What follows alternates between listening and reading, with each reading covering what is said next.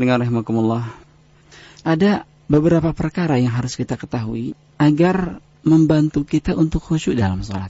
Apa saja perkara itu yang bisa membantu kita untuk khusyuk dalam sholat? Yang kedua, ayanzurul muslimu ila maudhi'is sujud wa la yaltafit fi salatihi. Hendaknya seorang muslim itu melihat kepada tempat sujud dan tidak boleh berpaling dari situ. Tidak boleh. Ini pun akan mendorong kekhusyuan. Ketika dia berdiri, lihat tempat sujud.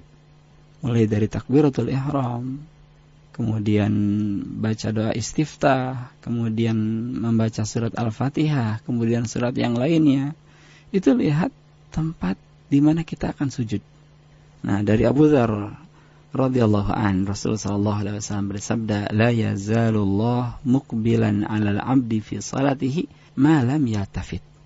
Allah Subhanahu wa taala senantiasa berada di hadapan seorang hamba ketika salat selama dia belum menoleh, belum melirik ke kanan dan ke kiri. Fa idza sarafa wajhahu in sarafan. Ketika hamba ini mulai berpaling, maka Allah pun berpaling darinya. Itu. Jadi di antara hal yang bisa menjadikan kita salat khusyuk yaitu melihat ke tempat sujud ketika berdiri. Kemudian yang ketiga, tadabburul Qur'anil Karim wal adhkar allati yaquluha fi salatihi, yaitu mentadaburi Al-Qur'an, mentadaburi makna-makna bacaan Al-Qur'an yang sedang kita baca. Mulai dari Bismillahirrahmanirrahim.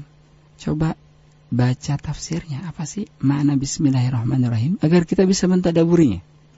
Ar-Rahman Ar-Rahim. Apa makna Ar-Rahman Ar-Rahim? Baca tafsirnya agar ketika kita membaca dalam salat itu hadir makna-makna yang begitu agung. Hadir tadabbur dalam diri kita sehingga kita khusyuk dalam salatnya.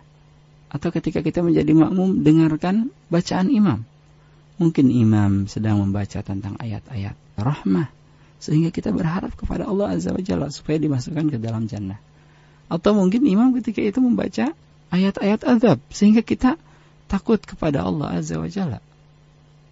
Mungkin Allah Subhanahu wa taala imam membaca firman Allah tentang perintah-perintah Allah sehingga kita bisa melaksanakannya setelah salat. Atau mungkin imam membaca ayat-ayat yang berkenaan dengan larangan-larangan Allah sehingga kita bisa meninggalkan larangan-larangan itu. Jadi adanya tadabbur ketika ruku, ketika kita membaca subhana rabbiyal a'la, subhana rabbiyal azim, subhana rabbiyal azim, itu ditadaburi maknanya. Apa makna subhana rabbiyal azim? Maha suci Allah yang maha besar, yang maha perkasa. Memang Allah Azza wa Jalla azim, besar sekali. Kemudian ketika ruku, subhana rabbiyal a'la, maha suci Allah yang maha tinggi, tinggi kedudukannya dan tinggi dari segi zatnya. Allah Azza wa Jalla.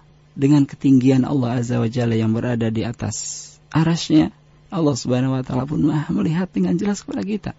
Allah Subhanahu wa taala pun maha mendengar dengan pujian-pujian yang kita ucapkan.